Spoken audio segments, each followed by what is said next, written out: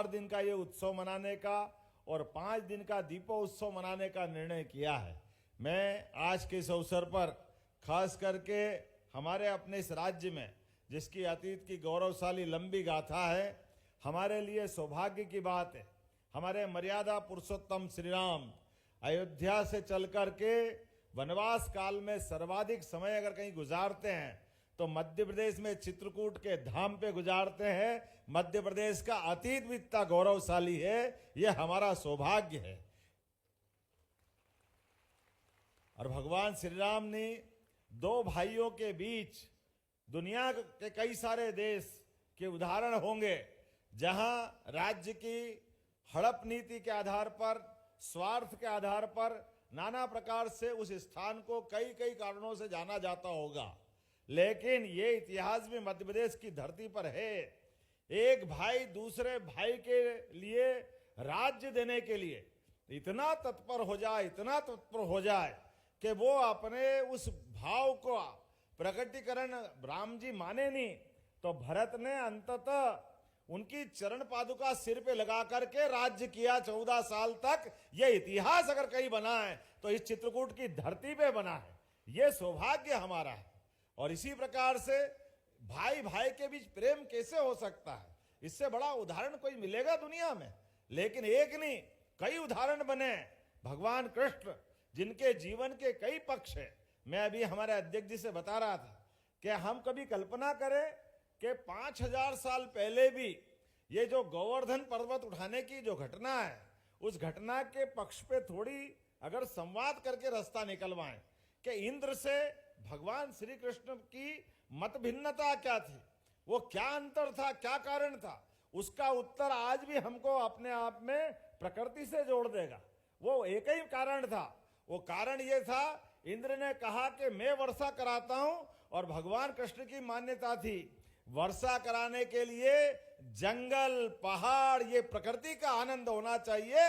ये संदेश भगवान कृष्ण ने उस समय दिया, और वो प्रकृति प्रेम जो दिखाया है ये हमको आज भी लालायित करता। सही बात के लिए वर्षा कहाँ होती है आप बताइए? तमाम रेगिस्तान जहां होते हैं वहां उमड़ते घुमड़ते मेघ दिखाई नहीं देते, लेकिन जहां हरे भरे जंगल हो, इसीलिए तो मध्य प्रदेश का आनंद है।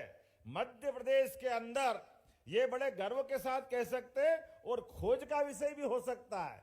हिमालय गंगा जी का भी प्रवाह का साक्षी बनता है और यमुना जी का भी बनता है, लेकिन वहां जितनी जलराशि इस देश के लिए आनंद बरसाती है, उससे ज्यादा जलराशि मध्य प्रदेश में नर्मदा, सोन, चंबल, बेतवा, ताप्ती, इतनी सारी नदियां, इन नदियों का मायका हमारा प्रदेश है। ये गौरवशाली हमारे लिए अपना मौका भी और राज्य पे गर्व करने का कारण भी है।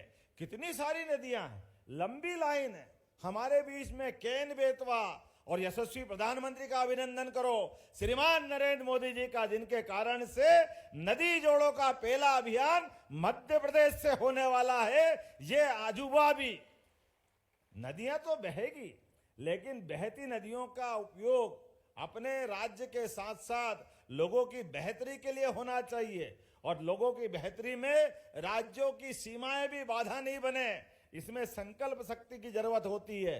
और मुझे इस बात की प्रसन्नता है, उत्तर प्रदेश और मध्य प्रदेश दोनों मिलकर के बहुत जल्दी केन बेतवा के माध्यम से बुंदेलखंड की पीने की और सिंचाई की दोनों अवस्थाओं में जल की उपलब्धता से एक नया इतिहास बनाएगी।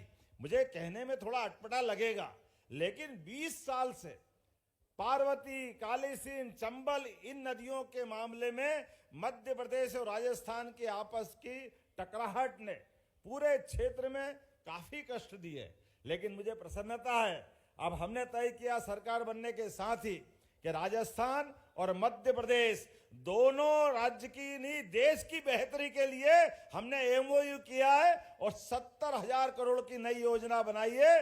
जोरदार अभिनंदन करो हमारे अब दीपावली के अवसर पर इस शुभ संकल्प का। कहने के लिए तो बहुत कुछ कह सकता हूं। अपने इस राज्य में किसी बात की कमी नहीं है। लौह अयस्क में नंबर 1 पे है। अपने देश ने क्या अपने राज्यों को अलग अलग स्थान दिया होगा, लेकिन मध्य प्रदेश में हमारी क्या क्या भूमिका है, कितने प्रकार से कह सकते हैं। लेकिन सरकार बनने के बाद भौगोलिक हमारी जो रचनाएं हैं, प्राकृतिक रचनाएं हैं, इनके साथ साथ प्रशासनिक भी सुदृढ़ीकरण के लिए 55 जिलों की सीमाओं का पुनर्सीमन आयोग हमने अपनी सरकार के गठन के साथ बनाया है कि अलग अलग राज्यों के अंदर जो अलग भौगोलिक सीमाओं के कारण से जिले की, संभाग की, तहसील की रचनाएं बन जाती है और वो विकास में बाधा खड़ी करती है। यशस्वी प्रधानमंत्री के आशीर्वाद से हमने 68 साल बाद लेकिन ये निर्णय किया है कि 55 जिलों की सीमाएं बदलेंगे, हमारे संभाग की सीमाएं बदलेगी, लेकिन विकास के मामले में सरकार कोई कोर कसर बाकी नहीं रहेगी। कहां 2005 तक 5 मेडिकल कॉलेज थे, आज हमें इस बात का गर्व है। अभी परसों दिन धनतेरस के दिन यशस्वी प्रधानमंत्री के माध्यम से 3 मेडिकल कॉलेज के लोकार्पण के साथ 20 मेडिकल कॉलेज आज हमारे पास हो गए। ये 15-20 साल में 15 कॉलेज और आने वाले 2 साल के अंदर 8 प्राइवेट मेडिकल कॉलेज सरकारी, अर्थात 20 और 8 28 और 12 पीपीपी मॉडल पर, अर्थात इस साल अंकित के लिए कामयाबी और शोहरत का नया मुकाम लेकर आए जब उन्हें